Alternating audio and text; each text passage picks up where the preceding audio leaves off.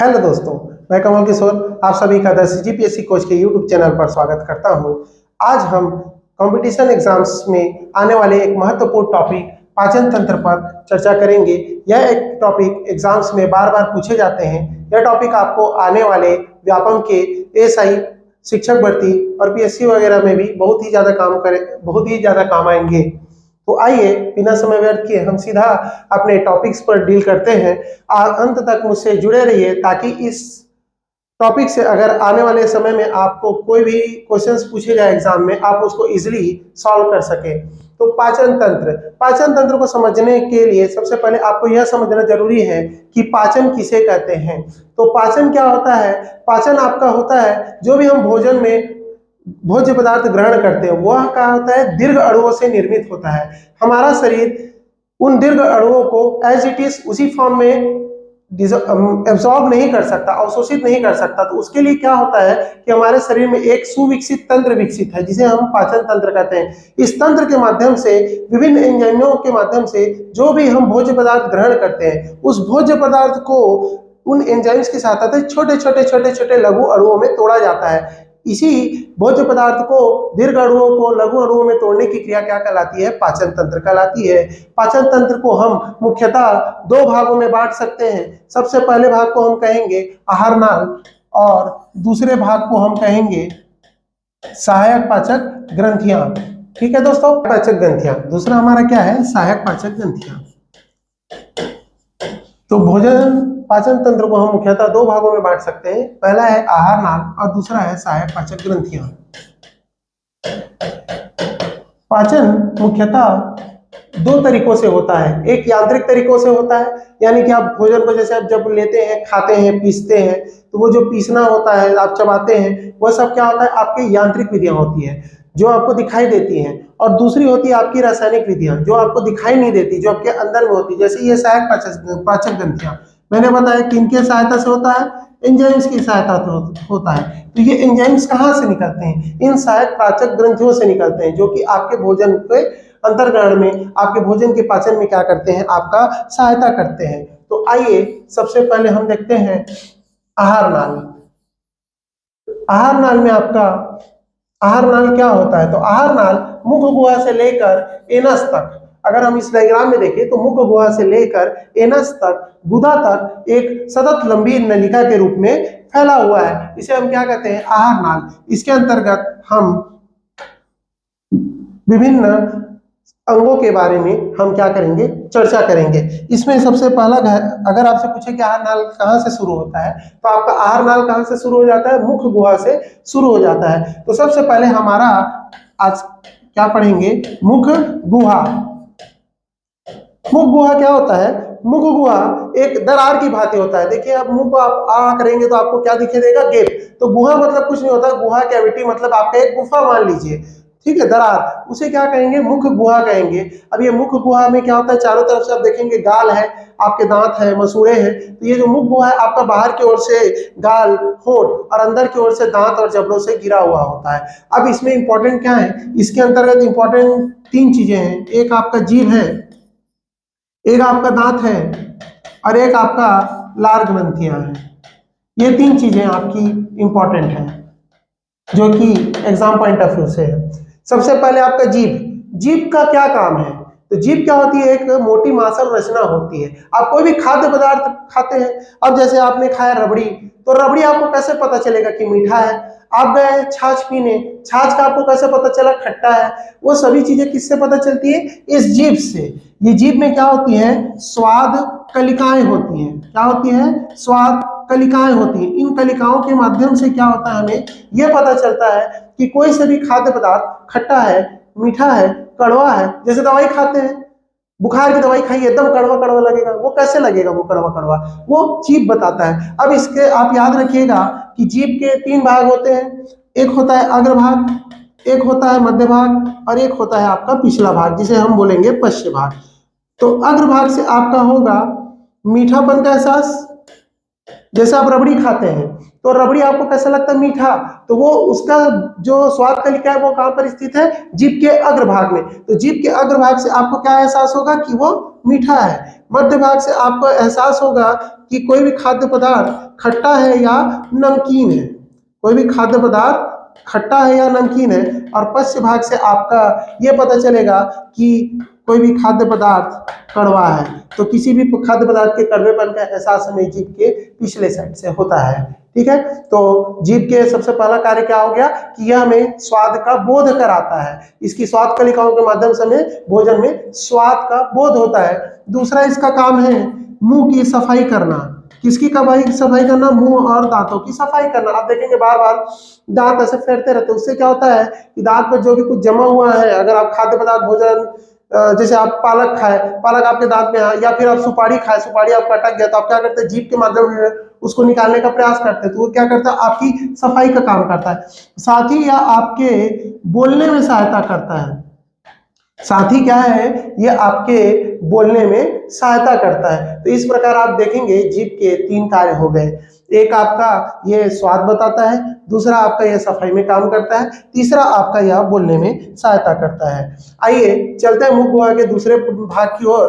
तो आपका दूसरा भाग है दांत, जो कि एक महत्वपूर्ण भाग है। इससे एग्जाम्स में क्वेश्चंस पूछे जाते हैं।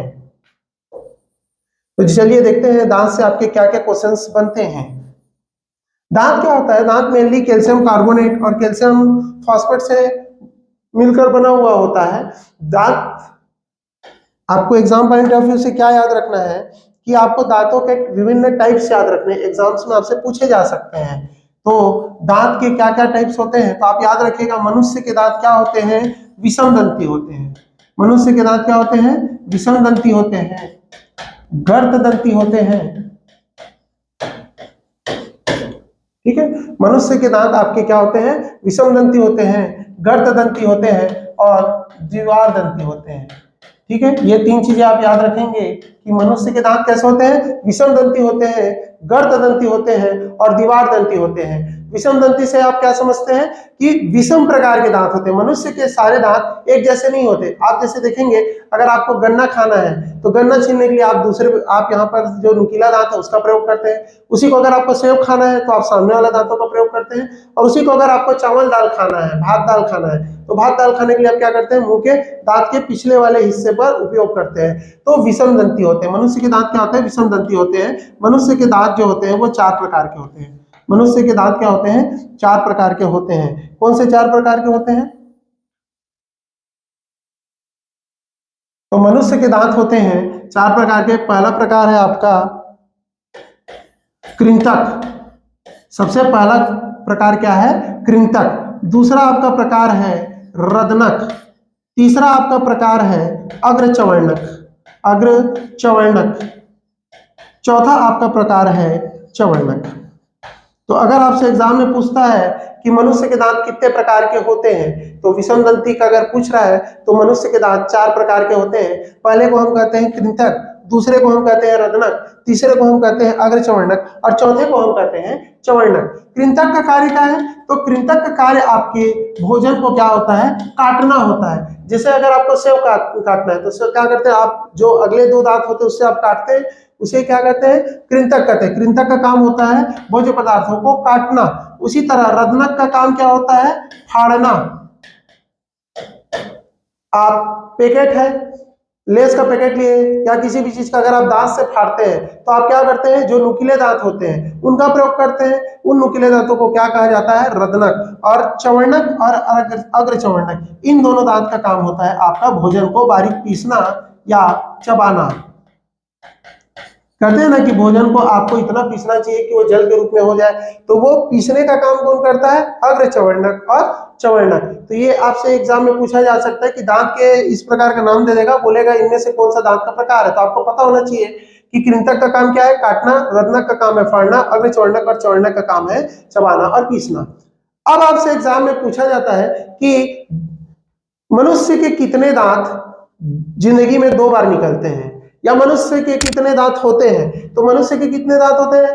तो 32 दांत होते हैं। इसे बताइए, ज्यादा 32 मत दिखा। तो आपको कैसे पता चला कि 32 ही है? तो उसका एक पूछ देता है कि दंत सूत्र। तो आप याद रखेंगे, क्या याद रखेंगे? दंत सूत्र। आप याद रखेंगे दंत सूत्र।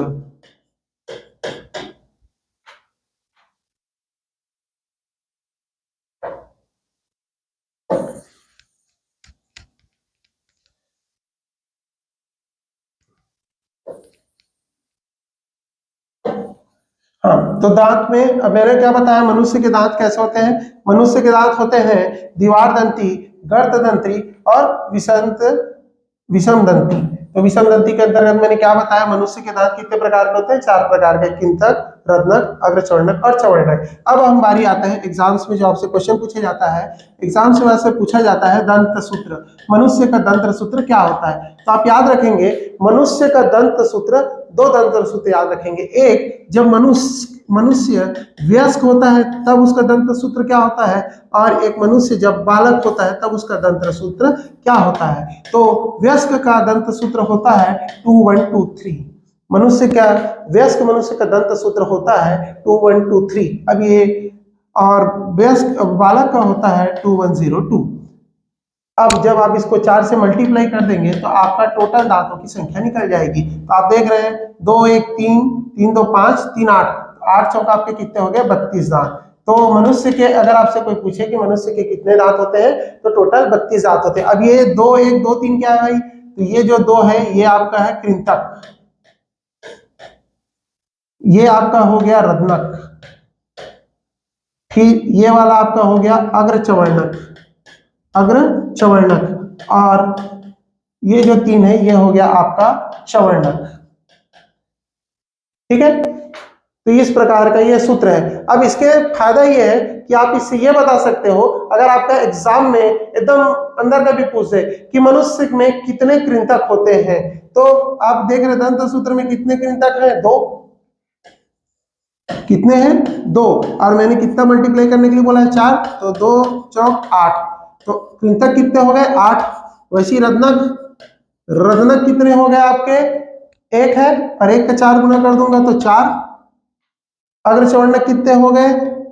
प्रीमोलर बोलते हैं इसको, तो प्रीमोलर आपके हो गए 8, और लास्ट में मोलर बोलते हैं चवर्णक को, ये हो गए आपके 12।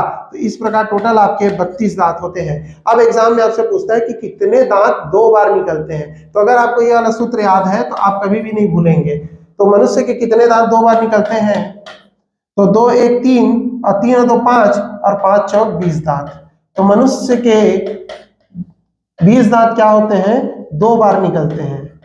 मनुष्य के 20 दांत जो है 2 बार निकलते हैं। ये कई बार एग्जाम्स में पूछा जा चुका है, इसको इसलिए आप बहुत अच्छे से याद रखिएगा कि मनुष्य के कितने दांत 2 बार निकलते हैं? 20 दांत 2 बार निकलते हैं, अर्थात 12 दांत मनुष्य के सिर्फ 1 बार निकलते हैं।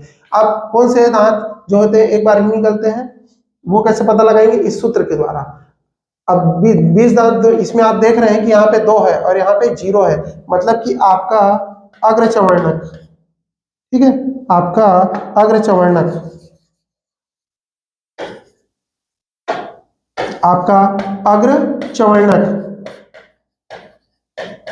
और देखेंगे यहाँ पर 3 लिखा हुआ है, लेकिन बालक वाले में 2 लिखा हुआ है, 1 दांत नहीं है। तो वो एक कौन सा? प्रीमोलर, तो वो चवर्णक, 1 मोलर चवर्णक, ये आपका 1 चवर्णक, और कितना? 1 चवर्णक मतलब 4 चवर्णक हो गए, और आपका अग्रचवर्णक कितना हो गया?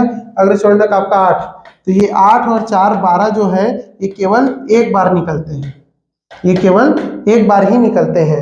अब ये जो 4 है, ये 4 चवर्णक जो बच जाते हैं, इन्हें क्या कहा जाता है? इन्हें बुद्धि दंत कहा जाता है। इन्हें क्या कहा जाता है? बुद्धि दंत, या जिसे हम लोकल लैंग्वेज में बोलते हैं अक्ल की धार। कई लोग बहुत बड़े हो जाते हैं, 18 साल के हो जाते हैं, लेकिन उन लोगों का पूरा 32 दांत नहीं होता, उन लोगों को सिर्फ 28 दांत ही होता है। तो ये जो 4 चवर्णक होते हैं ये 18 साल के बाद भी निकलते हैं, कई लोग का तो बहुत और लेट में निकलता है, 25-26 साल तक। इसे क्या कहा जाता है? बुद्धि दंत। तो ये जो बुद्धि दंत होते हैं, जिसे हम अक्ल की दाढ़ कहते हैं, वो एक्चुअल में क्या होते हैं? चवर्णक होते हैं।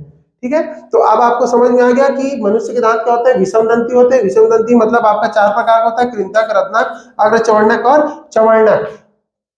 फिर क्या होता है? द्विवार दंती। द्विवार दंती मतलब 2 बार निकलने वाले। तो कितने दांत 2 बार निकलेंगे?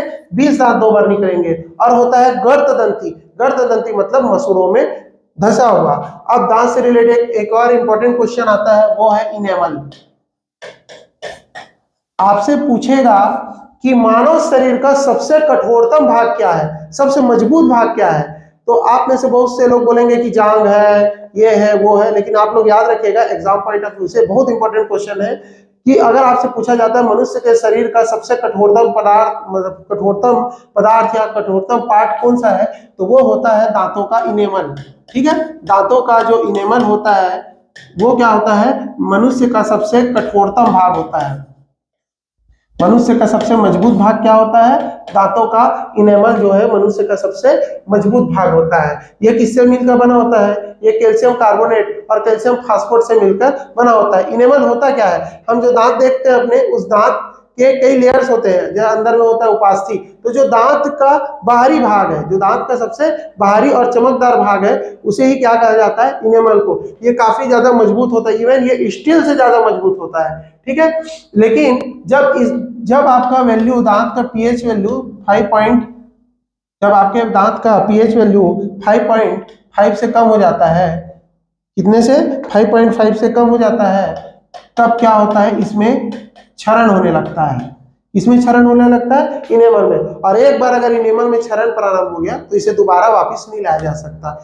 ठीक है, तो आपका ये हो गया दांत में कंप्लीट। तो आप दांत में क्या याद रखेंगे, दांत में आपसे पूछ सकता है कि दांत कितने प्रकार के होते हैं, तो ये 4 प्रकार के होते हैं, कृंतक, रत्नक, अग्रचवर्णक और चवर्णक। दूसरा पूछेगा कि कितने मनुष्य के दांत 2 बार निकलते हैं, तो आप याद रखेगा कि 20 दांत जो है मनुष्य के 2 बार निकलते हैं।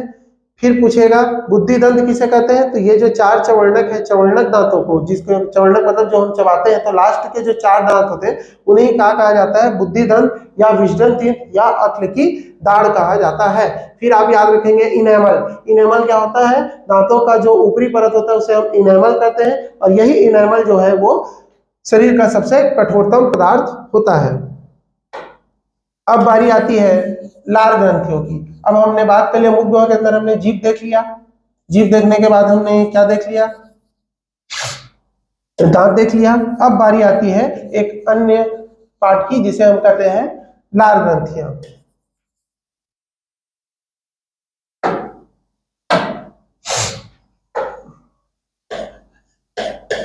लार ग्रंथियां, तो लार ग्रंथियों में आपको याद रखने का, आपसे क्वेश्चन पूछेगा कि लार ग्रंथियां कितने प्रकार की होती है, तो आप याद रखिएगा लार ग्रंथियां जो होती है वो 3 प्रकार की होती हैं। लार ग्रंथियां कितने प्रकार की होती है, 3 प्रकार की। लार ग्रंथियां क्या करती हैं, लार ग्रंथियों से 2 प्रकार का एंजाइम्स, लार ग्रंथियों का काम क्या है, लार ग्रंथियां क्या करती है, 2 एंजाइम्स का स्त्रावण करती है। एक एंजाइम को हम बोलते हैं टाइलिन और दूसरे एंजाइम्स को हम बोलते हैं लाइसोजाइम।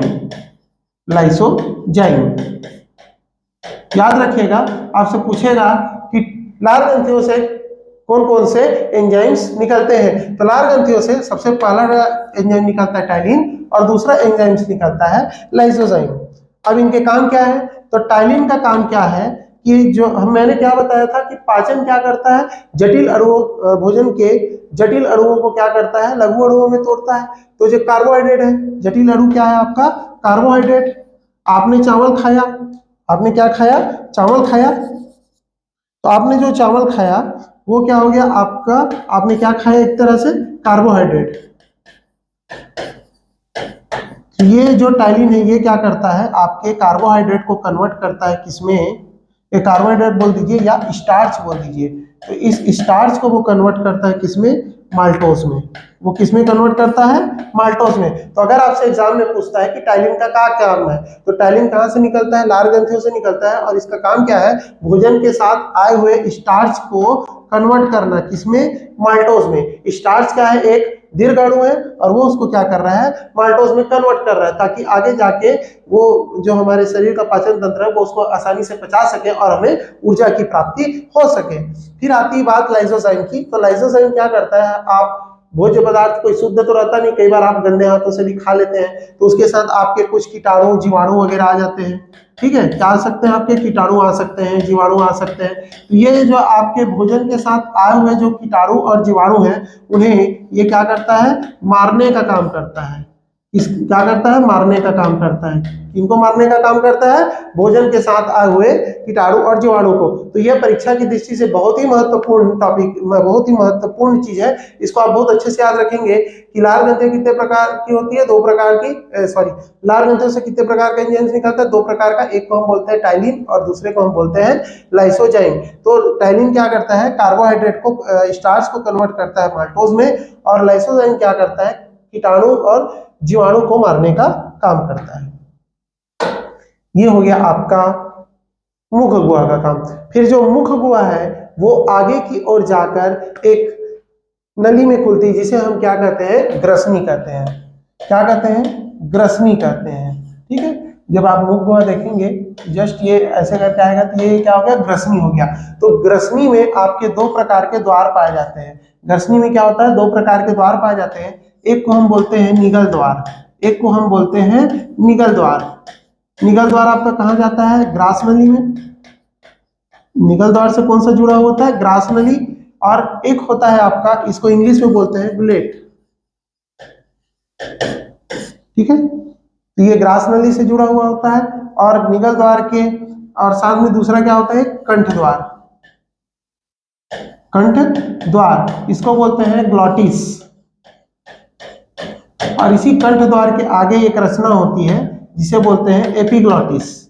एपिग्लॉटिस, ठीक है। तो आप याद रखेंगे कि ग्रसनी में क्या होते हैं, 2 प्रकार के छेद होते हैं। एक छेद को आप बोलते हैं निगल द्वार और दूसरे छेद को आप बोलते हैं कंठ द्वार।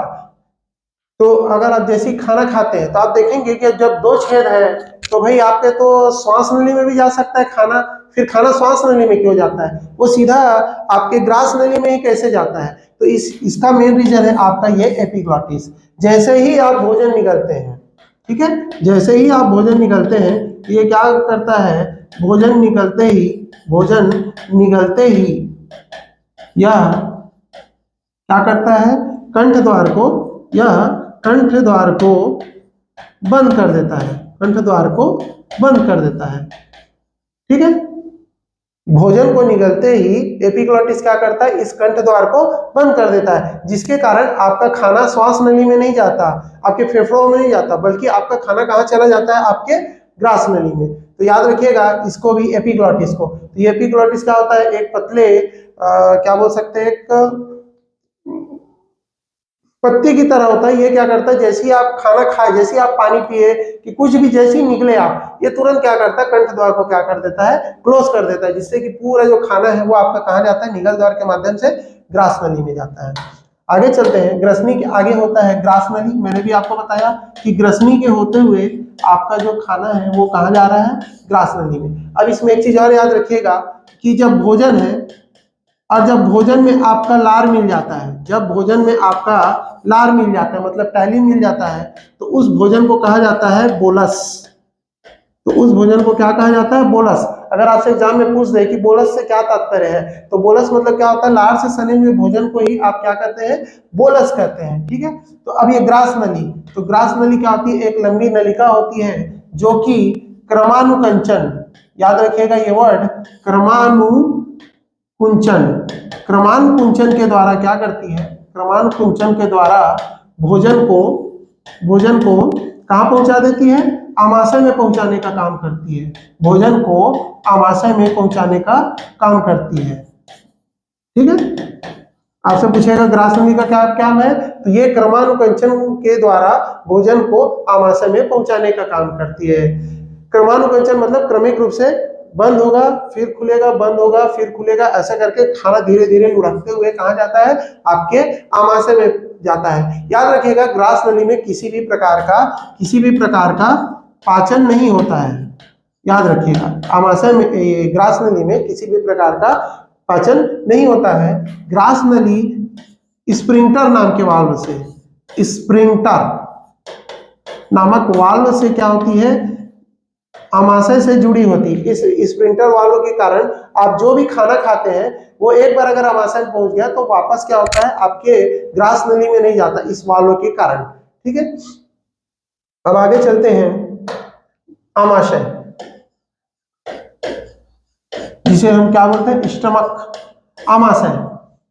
आमाशय में आपसे क्वेश्चन पूछेगा कि आमाशय में मुख्यतः किसका भोजन होता है, तो आप याद रखेंगे आमाशय में मुख्यतः आपका प्रोटीन का क्या होता है, पाचन होता है। मुख्यतः किसका पाचन होता है, प्रोटीन का। आप खाए क्या है, कार्बोहाइड्रेट, ठीक है। अब जो भी भोज्य पदार्थ ले रहे हैं उसमें क्या क्या रहता है, कार्बोहाइड्रेट रहता है, प्रोटीन रहता है, और क्या रहता है, वसा रहता है। ये तीन मुख्य तत्व होते हैं। तो अलग अलग जगह अलग अलग इनका क्या होता है, धीरे धीरे करके पाचन होता है। जैसे आपने लार लिया, लार में क्या हो गया, आपका कार्बोहाइड्रेट जो था, स्टार्च था, उसका क्या हुआ, 30% जो स्टार्च है वो कन्वर्ट हो गया किसमें, माल्टोज में, ठीक है। और वैसे जब आमाशय में आएगा तो आमाशय मुख्यतः किसका होता है, प्रोटीन का पाचन होता है। आमाशय के तीन भाग होते हैं। पहले भाग को हम बोलते हैं कार्डियक, दूसरे को बोलते हैं फंडिक, और तीसरे को बोलते हैं पाइलोरिक। अब आमाशय में आपको याद क्या रखना है कि आमाशय का मेन काम क्या है, इसमें जठर ग्रंथियां होती है। इसमें क्या होती है, जठर ग्रंथियां होती है, और इन जठर ग्रंथियों से हम क्या निकलता है, जठर रस निकलता है। इन ग्रंथियों से क्या होता है, जठर रस निकलता है। ये जठर रस क्या करते हैं, आपके भोजन को पचाने का कार्य करती हैं। अब इनमें तीन प्रकार की ग्रंथियां पाई जाती हैं, ठीक है।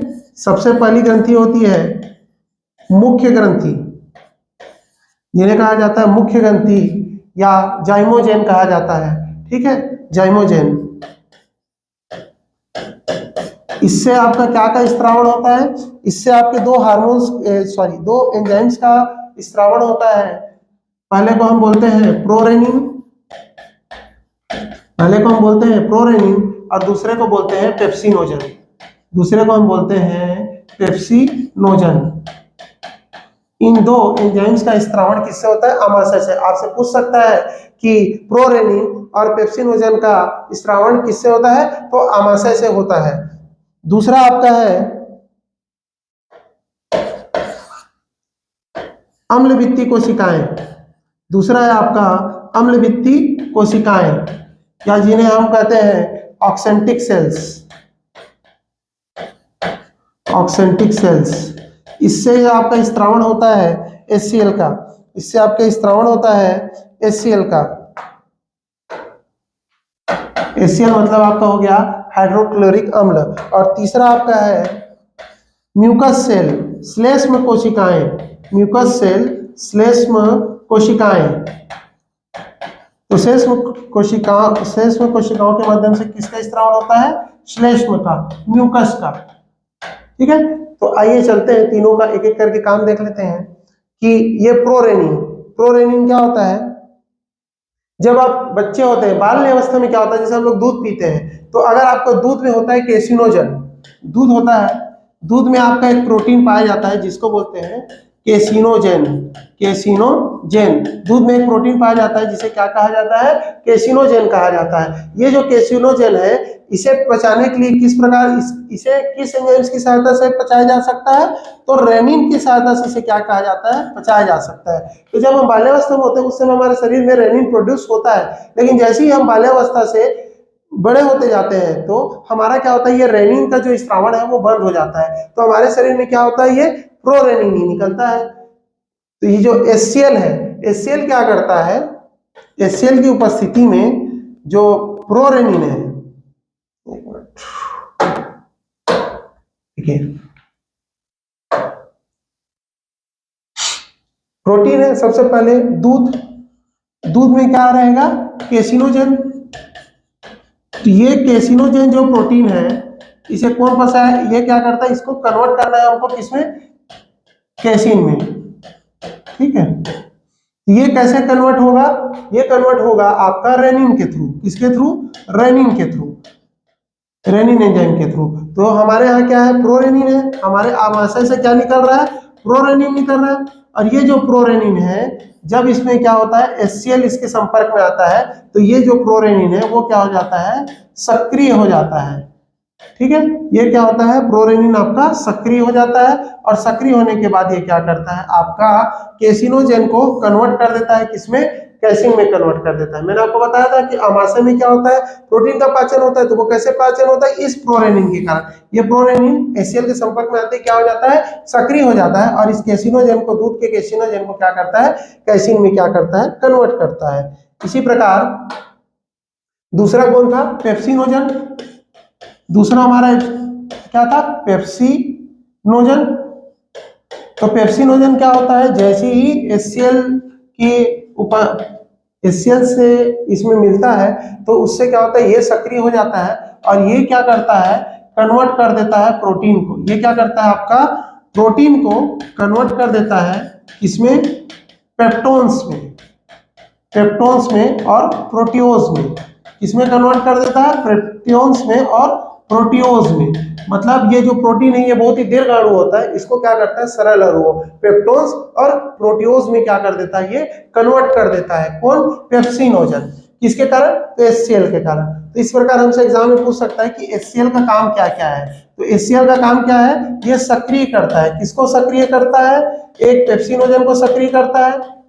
किसको सक्रिय करता है, पेप्सिनोजन को सक्रिय करता है। दूसरा किसको सक्रिय करता है, प्रोरेनिन को सक्रिय करता है। ठीक है, ये हो गया इसका पहला काम। दूसरा काम इसका हो जाएगा कि ये भोजन के साथ आए हुए जीवाणुओं को मारने का काम करता है। ये क्या करता है, भोजन के साथ आए हुए जीवाणुओं को मारने का काम करता है। तो ये इसका दो मुख्य काम है। एक क्या करता है, पेप्सिनोजन और प्रोरेनिन को सक्रिय करता है, और दूसरा क्या करता है, जीवाणुओं को मारने का काम करता है। अब जब HCl है, HCl क्या है, एक अम्ल है। तो अम्ल से क्या हो सकता है, हमारे अंग क्षतिग्रस्त हो सकते हैं। तो इससे बचाव के लिए क्या किया जाता है, मैंने भी बताया था म्यूकस। ये म्यूकस क्या करता है, म्यूकस झिल्ली आपका HCl से रक्षा करता है बाकी अंगों का।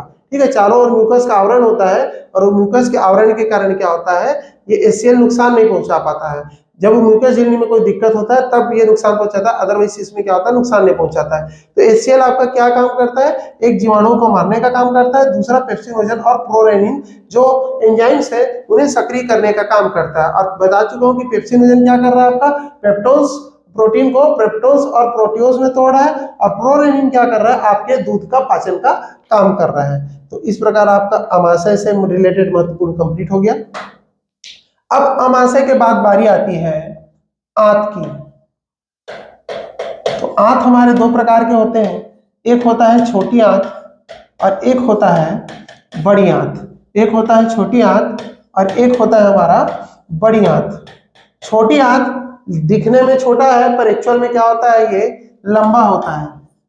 छोटी आंत एक्चुअल में इसकी जो डायमीटर होती है, जो इसकी गोलाई होती है, वो होती है क्या, कम, इसलिए हम लोग इसको बोल देते हैं छोटी आंत। जबकि बड़ी आंत लग रहा है कि बड़ी होगी पर ये बड़ी नहीं होती। ये क्या होती है, गोलाई में बड़ी होती है, किंतु लंबाई में क्या होती है, छोटी होती है, कम लंबी होती है। ठीक है, तो छोटी आंत में क्या है, इसमें आप याद रखेंगे इसके तीन भाग होते हैं। छोटी आंत के क्या होते हैं, तीन भाग होते हैं। पहले भाग को हम बोलते हैं ग्रहणी, दूसरे को बोलते हैं अग्र क्षुद्रांत, और तीसरे को हम बोलते हैं क्षुद्रांत। इसको इंग्लिश में हम लोग बोलते हैं इलियम। ये इंपॉर्टेंट है क्योंकि इसी इलियम में एक रचना पाई जाती है जिसको बोलते हैं विलयी, जिसको हम बोलते हैं विलयी। ठीक है, तो छोटी आंत क्या है, तीन भागों में बटी हुई है, ग्रहणी, अग्र क्षुद्रांत, क्षुद्रांत और विलयी। ठीक है, तो विलयी का काम क्या है, ये क्या होता है, उंगली के समान, उंगली के समान क्या है, रचना होती है। उंगली के समान क्या होती है, रचना होती है, जो भोजन के अवशोषण को बढ़ाती है। जो भोजन के अवशोषण या जिसे हम स्वांगीकरण कहते हैं, कि अवशोषण को क्या करती है, बढ़ाती है, उसको ज्यादा स्पेस देती है ताकि खाना ज्यादा अच्छे से हम पच सके। जो भी हमें मिले हुए हैं मतलब पोषक तत्व, उसका ज्यादा अच्छे से अच्छा क्या हो सके, हमें शरीर को मिल सके। बड़ी आंत भी तीन टाइप की होती है, जिसको कहते हैं, पहले पार्ट को कहते हैं हम सीकम, दूसरे को कहते हैं कोलन, और तीसरे को कहते हैं रेक्टम, या हिंदी में हम बोल सकते हैं मलाशय। तो बड़ी आंत में याद रखिएगा किसी भी प्रकार का पाचन नहीं होता है। बड़ी आंत का काम क्या है, जो अनपचा हुआ भोजन है उसे कुछ देर के लिए स्टोर करना और उसके बाद गुदा मार्ग के माध्यम से बाहर निकाल देना होता है। इसी सीकम की एक, सीकम क्या होती है, एक मुड़ी हुई रचना होती है। सीकम क्या होती है, एक मतलब सीकम के अगला सिरा जो होता है वो क्या होता है, एक मुड़ी हुई रचना होती है, जिसे हम कहते हैं वर्मीफॉर्म अपेंडिक्स। Vermiform appendix. ठीक है। ये क्या होता है, एक अवशेषीय अंग है। ये क्या है, एक अवशेषीय अंग है। अवशेषीय अंग से क्या समझते हैं आप? अवशेषीय अंग मतलब होता है वैसे अंग जो भूतकाल में हमारे किसी काम के थे पर वर्तमान में अब उसका हमारे लिए उपयोग नहीं रह गया, इस उसे कहेंगे अवशेषीय अंग। जैसे आप भालू देखें, भालू के बाल बहुत बड़े बड़े होते हैं, ठीक है। अब उस बड़े बड़े बाल से उसको क्या फायदा मिलता है कि उसको मधुमक्खी काटे, कि उसको ठंडी हो कि गर्मी हो, उसको कोई फर्क नहीं पड़ता, वो उसके एक रक्षा करता है बोलना चाहिए प्राकृतिक विपत्तियों से, ठीक है। तो हम लोग भी पहले, आप लोग पढ़े होंगे डार्विन का सिद्धांत, तो पहले हम लोग क्या बोलता है कि इंसान पहले बंदर थे, फिर धीरे धीरे डेवलपमेंट होते होते होते फिर अभी जो हम लोग अब जैसे देख पा रहे हैं उस तरह डेवलपमेंट हुआ है। तो पहले मनुष्य क्या करता था, शिकार करता था, इसलिए उसके नाखून बड़े बड़े रहते थे। अभी शिकार नहीं कर रहे इसलिए अभी अपने नाखून छोटे छोटे हो गए। तो ये सब क्या हो गया, अवशेषीय अंग, मतलब जिनका जब शरीर में कोई अंग काम का नहीं रहता तो धीरे धीरे वो विलुप्त होते जाता है, ठीक है। तो इस प्रकार आपका ये पाचन तंत्र का आहार नाल वाला पार्ट होता है आपका कंप्लीट। अब हम देखेंगे सहायक पाचक ग्रंथियों के बारे में।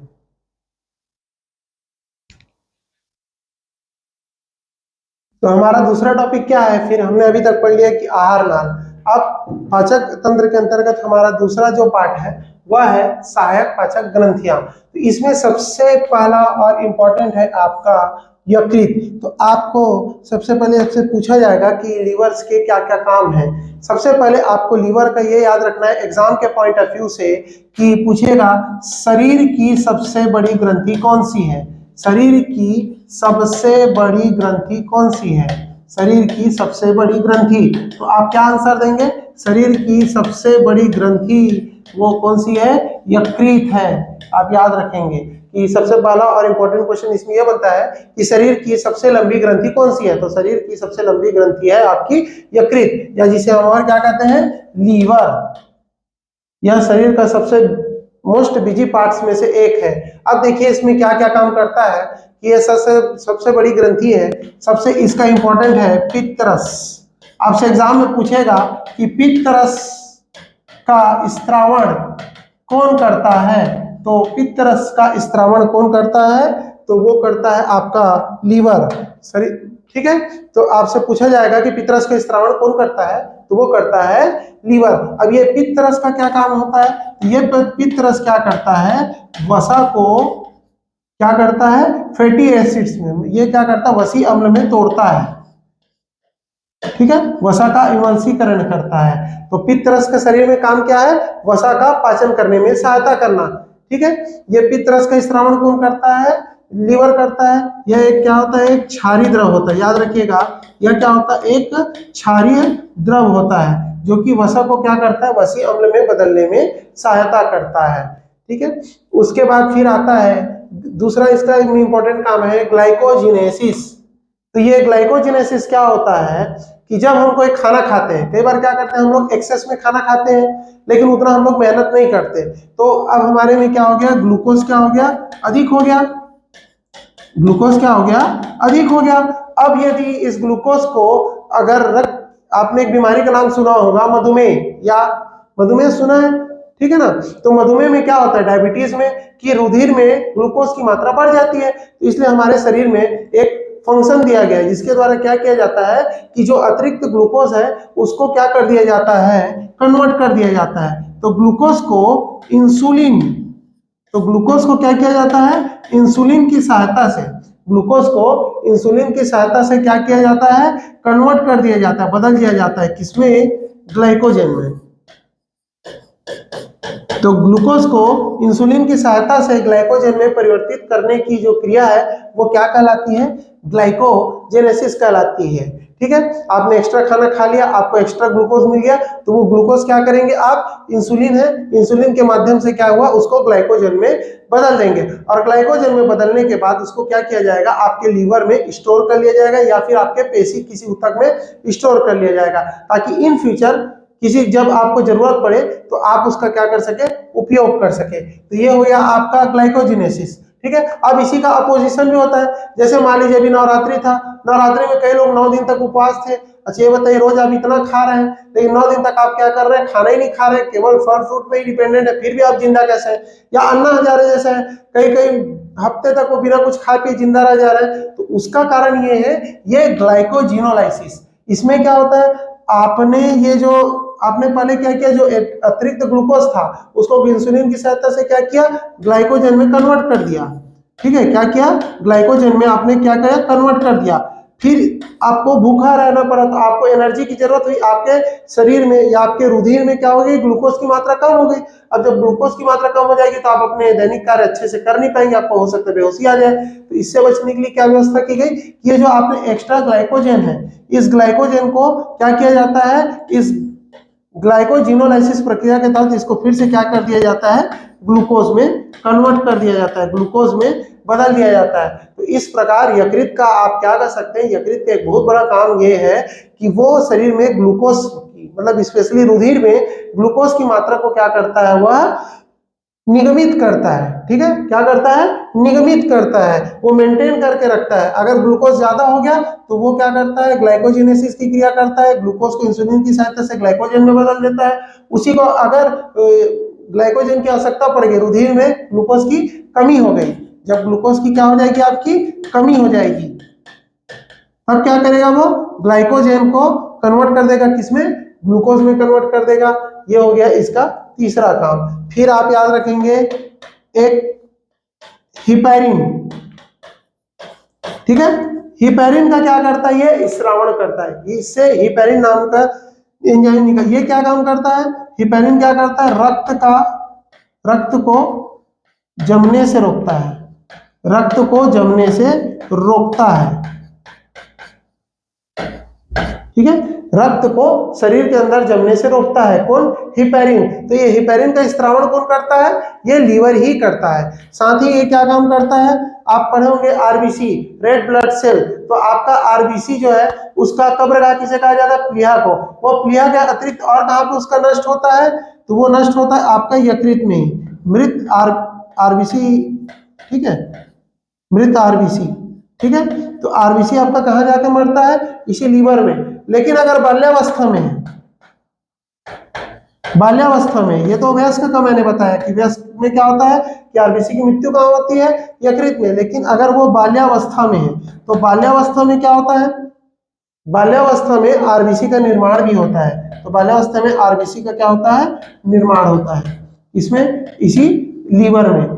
ठीक है, ये हो गए लीवर के महत्वपूर्ण काम। अगर किसी व्यक्ति को क्या दे दिया गया है, पॉइजन दे दिया गया है, तो उसके भी पता करने में कि वो कि इसकी मृत्यु पॉइजन से तो नहीं हुई है, उसके लिए भी यकृत क्या होता है, एक बहुत ही महत्वपूर्ण सुराख होता है। तो यकृत एक बहुत ही महत्वपूर्ण टॉपिक है इस पाचन तंत्र में। तो एक बार फिर से इसका रिवीजन कर लेते हैं कि सबसे पहले पूछेगा कि शरीर का सबसे बड़ी ग्रंथि कौन सी है, तो यकृत है, लीवर। बहुत अच्छे से याद रखिएगा, 1.5 किलो के करीब वजन होता है। तो शरीर की सबसे बड़ी ग्रंथि कौन सी हो गई, लीवर। लीवर का सबसे प्रमुख काम क्या है, पित्त रस का स्रावण करना। अब पित्त रस का पाचन में क्या रोल है, ये वसा को क्या करता है, वसी अम्ल में कन्वर्ट करता है। ठीक है, वसा का अपन डायरेक्ट पाचन नहीं कर सकते, तो ये क्या करता है, उसको इमल्सीफाई करता है, और इमल्सीफाई करने के कारण ये किसमें कन्वर्ट होता है, वसी अम्ल में, जिससे कि क्या होता है, वसा को आसानी से हम पचाया जा सकता है। फिर ये पित्त रस किस प्रकार का द्रव होता है, तो ये क्षारीय द्रव होता है। पित्त लिखा है तो ये पीले कलर का, हल्के पीले हरे कलर का क्या होता है, ये द्रव होता है। ठीक है, और जैसे HCl है, HCl क्या है, आपका अम्ल है, वो अब उसको रेक्टिव मतलब क्या बोलते हैं, न्यूट्रल कौन करेगा, तो वो कौन करेगा, क्षार। ठीक है, अब उसके बाद फिर आप याद रखिएगा हिपैरिन। हिपैरिन क्या करता है, शरीर के अंदर रक्त को थक्का जमाने से रोकता है। जैसे आप एक पढ़ेंगे फाइब्रिनोजन, फाइब्रिनोजन क्या करता है, वो रक्त का थक्का जमाने में सहायता करता है। तो वैसी एक हिपैरिन होता है, हिपैरिन क्या करता है, यह रक्त का थक्का जमाने से रोकता है। फिर आरबीसी, अगर आप छोटे हैं, बच्चे हैं, तो बच्चों में आरबीसी का निर्माण कहाँ होता है, लीवर में होता है।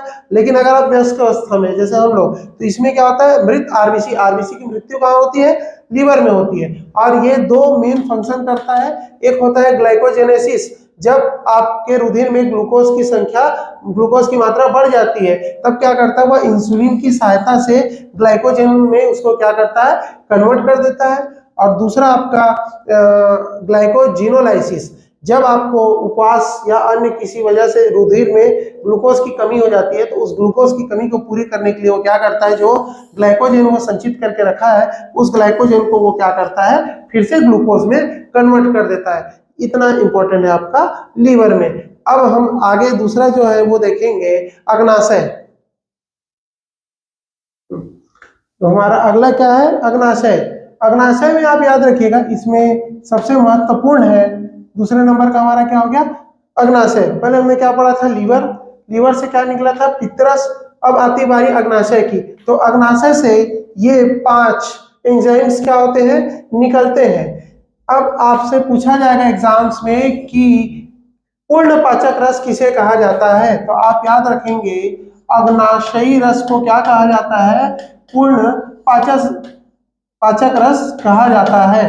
मतलब इसमें जो ये 5 निकले हैं, ये क्या करते हैं, जो भी हमारे भोजन के अवयव है, जैसे कार्बोहाइड्रेट, प्रोटीन और वसा, इन तीनों का पाचन कौन कर सकता है, ये अग्नाशयी रस कर सकते हैं। इसके लिए इसके क्या कहा जाता है, पूर्ण पाचक रस कहा जाता है। जैसे एमाइलेज एंजाइम, ये किसका करता है, आपके कार्बोहाइड्रेट का क्या करता है, पाचन करता है। ये क्या करता है, कार्बोहाइड्रेट का पाचन करता है। कौन सा, एमाइलेज। एमाइलेज क्या करता है, आपका कार्बोहाइड्रेट का पाचन करता है। ठीक है, उसके बाद ट्रिप्सिन, ट्रिप्सिन, काइमोट्रिप्सिन और कार्बोक्सीपेप्टिस, ये जो तीनों एंजाइम्स है, ये जो तीनों एंजाइम्स है, ये आपके प्रोटीन का पाचन करते हैं। ये आपके प्रोटीन के पाचन में सहायता करते हैं। फिर जो ये लास्ट वाला है लाइपेज, ये आपका किसका पाचन करता है, वसा का पाचन करता है। ये किसका पाचन करता है, वसा का पाचन करता है। तो इस प्रकार आप देख पा रहे हैं कि अग्नाशयी रस में कार्बोहाइड्रेट, प्रोटीन और वसा तीनों को पचाने के लिए क्या निकल रहे हैं, एंजाइम्स निकल रहे हैं। इसीलिए अग्नाशयी रस को क्या बोला जाता है, पूर्ण पाचक रस कहा जाता है। फिर अगला आता है, खाना कहाँ फिर जाता है अग्नाशयी रस से होने के बाद, आपके छोटी आंत में। तो छोटी आंत में आपका निकलता है आंत्र रस, छोटी आंत में निकलता है आंत्र रस। अब आंत्र रस में आपके ये 4 एंजाइम्स होते हैं। ये चारों एंजाइम्स महत्वपूर्ण एंजाइम्स है।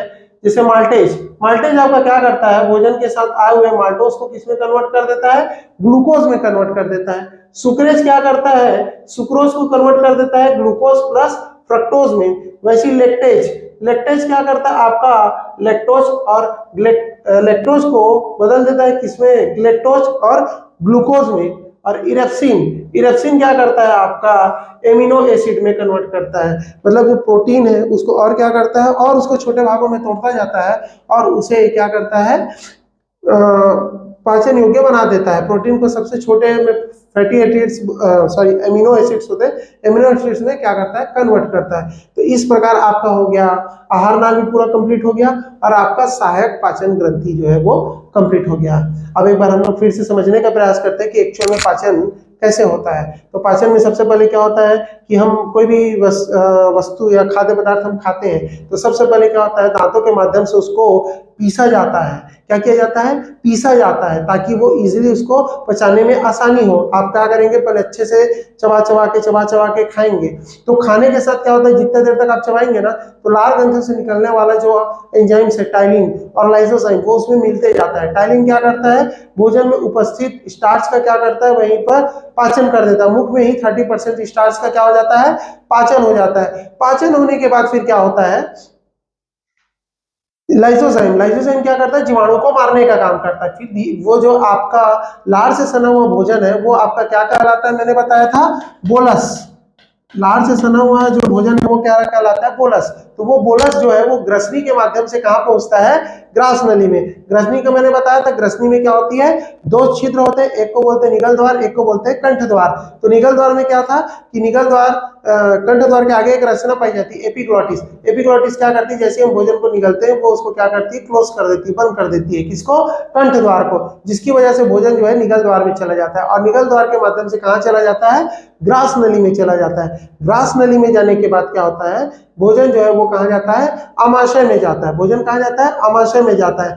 आमाशय में किसका पाचन होता है, प्रोटीन का पाचन होता है। मुख्यतः किसमें पाचन होता है, प्रोटीन का। मैंने बताया उसमें क्या है, जठर रस निकल रहा है। जठर रस में मेन क्या, पेप्सिनोजन और कौन सा था, प्रोरेनिन। तो आमाशय में मुख्यतः किसका पाचन हो रहा है, प्रोटीन का पाचन हो रहा है। ठीक है, उसके बाद फिर क्या होता है, भोजन कहां जाता है, आपका छोटी आंत में जाता है। भोजन कहां जाता है, आपका छोटी आंत में जाता है। तो छोटी आंत का कितना भाग है, छोटी आंत का आपका 3 भाग है। छोटी आंत का कितना भाग है, 3 भाग है। कौन सा 3 भाग बताया था मैंने, छोटी आंत का 3 भाग। एक आपका था ग्रहणी, ठीक है। तो इस ग्रहणी में क्या होता है, भोजन के साथ ठीक है। भोजन के साथ क्या मिल जाता है आपका, पित्त रस मिल जाता है। भोजन के साथ क्या होता है आपका, पित्त रस मिल जाता है, प्लस अग्नाशय से आने वाला अग्नाशयी रस मिल जाता है। ठीक है, और साथ ही साथ क्या मिल जाता है आपका आंत्र रस। तो इसमें ग्रहणी में क्या होता है, भोजन का अच्छे तरीके से क्या होता है, पाचन होता है। फिर आगे बढ़ते हुए ग्रहणी से भोजन कहाँ जाता है आपका, इलियम में जाता है। इलियम में क्या पाया जाता है, मैंने बताया था, ये बहुत अच्छे से याद रखा जाएगा, विलयी। इसको आपको पूछेगा कि विलयी कहाँ पाए जाते हैं, तो ये कहाँ पाया जाता है, ये इलियम में पाया जाता है। ठीक है, इसका काम क्या है कि यह जो ये मतलब विलयी क्या होता है, असंख्य छोटे छोटे अंगुली सदृश संरचना होते हैं जो कि छोटी आंत की सतह को क्या करते हैं, बढ़ा देते हैं, जिससे कि भोजन का स्वांगीकरण क्या हो सके, आसानी से हो सके। इतना मेहनत करने के बाद जो हमने उत्पाद जो बने हैं, जैसे लास्ट में क्या बना, प्रोटीन का क्या बना आपका, अमीनो एसिड्स। तो ये अमीनो एसिड्स क्या होते हैं, इन विलयी के माध्यम से रक्त में मिल जाते हैं। ग्लूकोज बना, तो ये ग्लूकोज क्या होता है, इस विलयी के माध्यम से, छोटी आंत के माध्यम से ब्लड में मिल जाते हैं, और ब्लड के थ्रू हमको एनर्जी क्या करते हैं, प्रोवाइड करते हैं कोशिकाओं को। ठीक है, फिर ग्रहणी मतलब छोटी आंत में, याद रखिएगा, छोटी आंत में जितना भी पूरा पाचन की प्रक्रिया है वो सब कहाँ हो जाएगी आपकी, छोटी आंत में हो जाएगी। छोटी आंत के बाद कोई पाचन की प्रक्रिया नहीं होती है। छोटी आंत के बाद क्या होता है, जितने भी पोषक तत्व है वो अवशोषित कर लिए जाते हैं, किसके, इस विलयी के द्वारा, और उसको क्या करते हैं, रक्त में मिला दिया जाता है। और उसके बाद जो बचता है, जितना भी अपचा भोजन, वो कहाँ चला जाता है, बड़ी आंत में चला जाता है, और बड़ी आंत के माध्यम से वो क्या किया जाता है, बाहर निकाल दिया जाता है शरीर के। ठीक है, इस प्रकार हमारा आज का ये पाचन तंत्र का टॉपिक हो गया कंप्लीट। मैंने अपने तरफ से पूरी कोशिश की है कि शॉर्ट से शॉर्ट समय में ज्यादा से ज्यादा चीजें मैं आपको बता सकूं। अंत तक जुड़े रहने के लिए आप सभी का धन्यवाद। अगर इसमें कुछ कमी रह गई है तो आप मुझे कमेंट के माध्यम से बता सकते हैं। और जो भी अगर ये वीडियो अच्छा लगे तो ये अपने दोस्तों के साथ इसे शेयर कीजिए, लाइक कीजिए। ठीक है,